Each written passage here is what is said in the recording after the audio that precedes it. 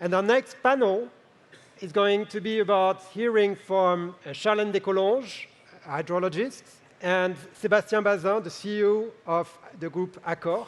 So I invite Charlène and Sébastien on stage. Welcome.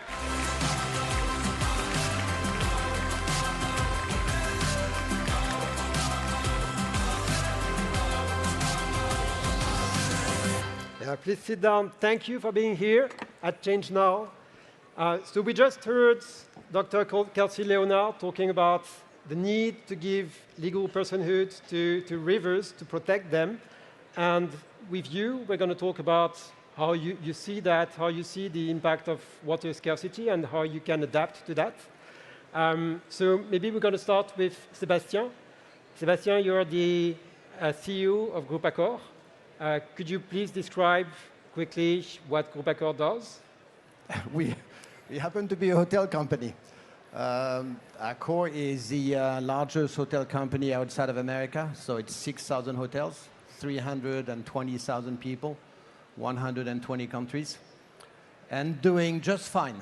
Actually, not doing great. So it's a big company in which we, probably the one thing I'm the most proud about is we employ every year 100,000 new people, of which 2/3 of those people never went to university, never had a job before. So we train 100,000 people every year, and then they leave after 3 years because they have a better self-esteem, better control of their life, and we do it again. And we do it in South America, in Nigeria, in Southeast Asia, in all over the globe. And it's kind of a miracle. And again, I think we have joy doing it. That's who we are. Thank you. And Charlène, could you share with us why you've decided to become a hydrologist? Yes. Well, when I was a child, I used to follow my grandbrother. He's a fly fisher, so we spent many hours feet into the water and tracking any possible trouts. And my family and I had a chance to grow up close to rivers, so I was wondering how do they work, do they suffer from activities, and how to protect them. So I studied geology, and here I had a choice: petrol extraction, metal or mineral extraction, or water extraction. Well, I chose the worst, and I studied hydrology. Hydrology is the study of surface water, rivers, lakes, wetlands, etc. And I aim to protect them. Then, at the beginning of my career, I worked as an official engineer and figured out that water is a political stake. So since then, I work on translating the complexity of water issues and water scarcity, and especially the importance of hydro systems to stakeholders.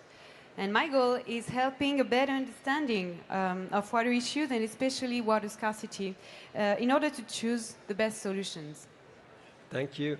And we heard that we're working on legal personhood for rivers. And if they could talk as well, what would they complain about? Many things. They're sick of our human activities, sick of water scarcity too. There are two main reasons for water scarcity: a lack of rainwater, which is the offer, and exceeding water demand. And with the climate change, we used to focus on the offer, but we didn't talk about rivers and the resource that we have. Actually, we are experiencing the crisis of both, including unsustainable growing demand. Don't you know about the water footprint of humanity in a year? Yes. I watch your videos, so I know. Oh. Well, for the others, according to a study, it's about 24,000 billion cubic meters in a year. Who can conceive such a volume? Imagine we gather all the rivers in the world and we turn away half of the annual discharge. This volume, this amount of water, is the water footprint of humanity in a year. It's all the water you need for producing our energy, clothing, food, medicines, electronics, even this smartphone, 12,000 liters for producing this smartphone. So everything needs water, and we forget about this. While the human population grew by 4.7 times, the water demand grew by 8 times over the past 120 years. And the main use of water is agriculture, irrigation. In fact, the more of food comes from animals, the higher the water footprint. Agriculture appropriates the green water, which is the water contained in the soil and used by plants to grow. And when the green water isn't enough, we pump blue water from groundwater, rivers, lakes, because we eat twice as much meat over the past 60 years. We need 3 times more blue water for cereal irrigation. And then you add industrial uses, energy, tourism, domestic uses, and the overall living species who also rely on this blue water. And so here comes the competition and the water scarcity. Maybe if you could, in few words, explain blue water compared to green water? Yes, sure. Green water, as I said, is the water contained in the soil, which is evaporated from plants. And the blue water is contained in the groundwater, rivers, lakes, and stuff. So we pump it for everything, for industrial, energy, etc. And then you have the gray water, which is the pollution that industrial and domestic uses throw into the river. And the polluted water cannot be available for other uses. So the water scarcity gets worse. And then we have the offer crisis due to climate change. So climate change will affect the water cycle everywhere worldwide, and it would cause decreased precipitation and more precipitation in other regions. Everywhere, warmer temperatures lead to increasing evaporating demand.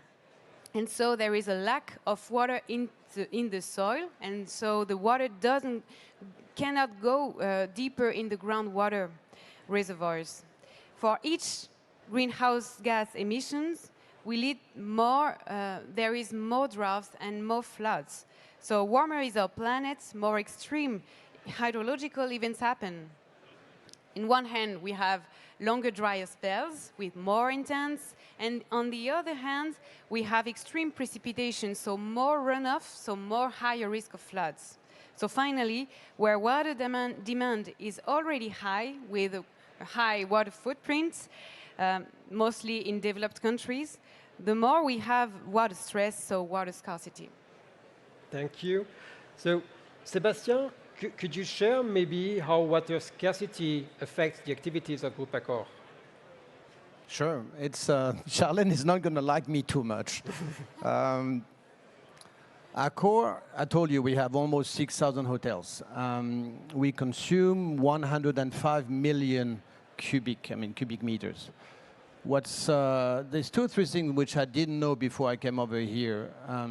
80% of the hotels of ACCOR in the world are in a water-stressed environment. 80. The other thing which I didn't know about, I knew like 6 months ago, which is a scary number. An occupied room at ACCOR, we consume 500 liters per day. That compares to a French inhabitant is 1/3, is 150 liters a day. But when you go to Southeast Asia, when you go to South America, what we consume in one hotel room is 8 times the consumption of a local inhabitant. And then you have to go and dive further on understanding what could I do about it. Then you realize that 40% of what I consume in water is something I have direct control over, which is toilets, shower, baths, tap water. But 60%, I don't really control it.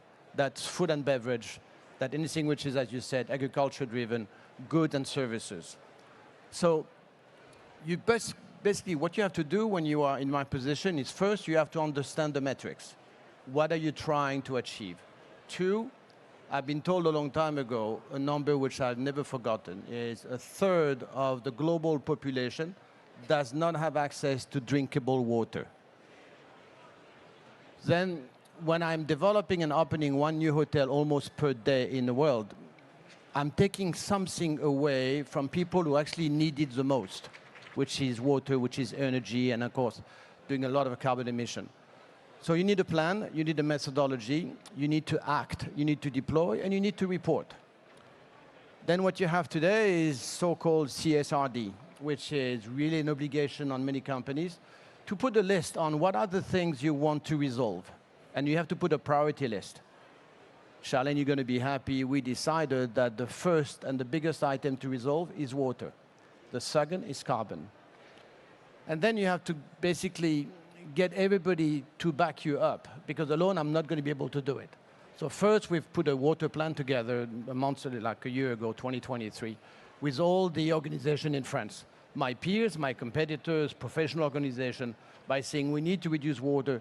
It's only 10%, but 10% by 2030.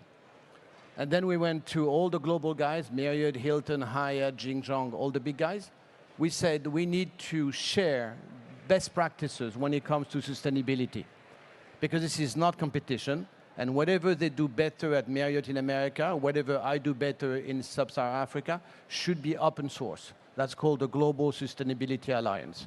And then we dived even a bit more granular by saying we need to be even more responsible on putting an alliances together on sustainable procurement. And then we decided to basically join the CEO mandate on water. So what I'm trying to tell you is there's 2 or 3 things you could do. One, put the right tools, the right system. Try to look at all the leaks, trying to get all the low-flow plumbing equipment.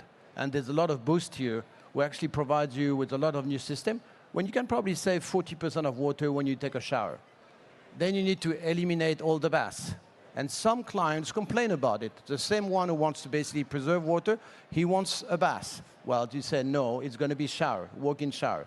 It's actually 40% less consumption of water from a bath to a shower. And then what's the most interesting thing, which I did not know again, and back to Charlène, what you talked about, is on the food and beverage, you're probably listening to me here, it's very interesting. A lot of people, when you go to an hotel, Mercure, or any hotels of the world, you're pretty happy to have a buffet for breakfast. You have basically the ability to choose, and you have a number of items, and it's freestanding. We are going away from buffet. We are going away from beef sausages. It sounds anecdotic, it's not. A beef, as you know, per kilo is 15,000 liters of water. A pork is 1/3, 5,000.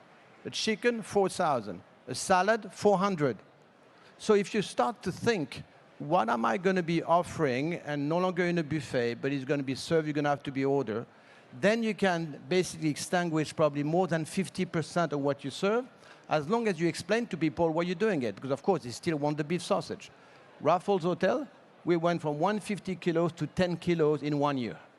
Of course, people realized it. Then you have to go and basically tell your guests, can we please not do your room every day? Everybody at your house, do you really clean your room every day? Maybe some of you do, but hopefully you're going to do it once a week. But every day, it's not necessary. If you can skip the cleaning and offer that to the guest and do it every 3rd days, then you basically save 20% of water. So it's kind of actually, what do you do in terms of plumbing? What are you doing in terms of food concept? What are you doing for changing habits for the guest? And then open source with the big guys, and you might get there. My problems is the new hotel development. Is when you go and open a hotel in Southeast Asia, Indonesia, Malaysia, and I told you in South America, I know I'm having a footprint. I'm taking something away. So I'm putting a list on the negative column. How much water, how much energy, how much footprint am I impacting the local community? And then I have the plus column on, can I please contribute on local employment, on basically training, on agriculture and local procurement, on craftsmanship, on local economy. And then if the column on the positive column is positive, then you sit down with the mayor and local community and you decide to act or not to act. But any new hotel we open has an impact on the planet. And it's a bit schizophrenic for me, because I'm in charge of developing this group. And I know by doing it, I'm taking basically resources away from people who need it. And this is the way we act. So thank you, Sébastien, for sharing. And so... Yeah, those are ACCOR people, so... So Charlène, we heard about some solutions such as reducing some type of foods, about changing the habits of the users, about maintenance.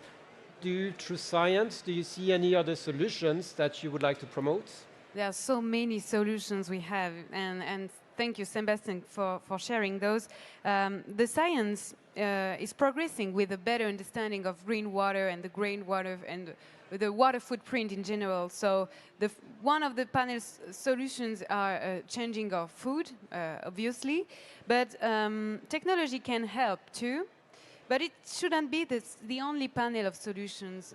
In fact, the best technologies we have are nature-based solutions. And scientists plead for their massive deployment because wetlands, rivers, trees, living soil, they can regulate extreme droughts, extreme floods, and they can treat water. They are more powerful for carbon storage than ever. And by the way, they host a rich biodiversity. So no one human technology can be useful and efficient as a wetland, for example. So part of the solution is mostly saving them and avoiding construction of roads, buildings, etc. As simple as that, just let it be. And the other panel of solution is about resilience. We should work on the capacity of a society, of a company, to recover from a drought or floods. And as I said, everyone will be affected by these water issues due to climate change. So we need to work on this, on the resilience. For example, in the south of France, some mayors refused the construction of houses because of lasting droughts and cut of water during summer. So here we have reached the physical limits of hydro systems. So they cannot accept any additional demand. And here we are. There is nothing left to do. They must just reduce their water demand. Thank you. And so we just heard about nature-based solutions. Do we, Group ACCOR, collaborate with scientists to put in place also nature-based solutions? Yeah, it's kind of a must. I was telling Charlène that I guess we haven't really met before. I'm very sincere. We made a commitment to be net zero in carbon by 2050 and to be minus 50% by 2030. Do I know we're going to get there? No. Do I believe I'm going to fail? Yes. So water, we probably should be reducing water by half in the next 20 years. Do I know how to do it? No. Do I need help? Yes. So all those boosts behind, I'm sure technology will exist, may not be adaptable. My biggest problem is in one hotel, Ibis Hotel in Sao Paulo, Ibis Hotel in whatever, Riyadh, Ibis Hotel in Paris, Ibis Hotel in Bangalore, even though it's kind of the same brand, it doesn't have the same emission. Has a lot to do with what type of energy are you using. It's the same thing for water. If you believe you have the same water problem between the north of France and south of France, even within the same city, you may have a different solution. So I'm one of those people where I know the commitment. The one thing which gets me going is many of you here, if you're below 35 years old, you're going to have 4 criteria for choosing a hotel tomorrow morning. 1, price, 1, location, 3, brand, 4, which may be coming first. What are the values of that brand? What does it do to change the planet? How eco-certified are they? I.e., if I don't get my act together, my brands would not be chosen. And I'll give you just the last example because that happened to me last year. I was in Greece, I was in Athens, and I was meeting with a very big, rich investor developer. And we signed a contract with him a couple of years ago, and he showed me a big book on basically building Raffles Fairmont 400 rooms in Mykonos. And we signed that contract 2 years ago. And he was showing me all the different drawings, design. He was between dense, very nice. But then I realized there was 220 swimming pools on different villas. And I started to be pretty grumpy. And I said to the man, I'm so sorry, sir. Can we please go to Mykonos? He wondered why. I said, I need to walk the site. The same afternoon, we went to Mykonos. I went on the site. That was absolutely gorgeous. Virgin, rocky, little creek, water creek. It was just impeccable, probably like this for 2,000 years. So I told the guy, I feel super uncomfortable. Can I please meet with the mayor? So I went to see the mayor the next morning, and I said, sir, this is what we've signed 2 years ago. I walked the site yesterday. Can I please ask and seek your advice? And the guy said to me, you are the first person I'm meeting from ACCOR. I said, what? He said, no, I've never met anybody, and if you want to know my answer, I am deadly against it. And that was authorized by whatever, the government in Athens. We, of course, canceled the contract. So what I'm only telling you is, if you have the right discipline, the right rigor, there's a lot of mistakes you should be avoiding. In terms of solution, I'm counting on the guy in my back to provide to me, because I am in search of many, many different brains, and scientifics, because measuring is one thing. Acting is very different, and I'm here to act, not to think. Thank you. And Charlène, if you have one sentence to conclude. It's care about the water footprint, eat less water by changing our food, and reconnect people to their hydro systems. The more you can learn about it, the more you can protect them. So this is my message, just care about your hydro systems. Thank you very much, both of you. Big round of applause. Thank you. And I think that's been very interesting to hear directly from Sébastien Bazin what are the challenges at the level of Groupe ACCOR, because those are real challenges and it's not that easy to overcome.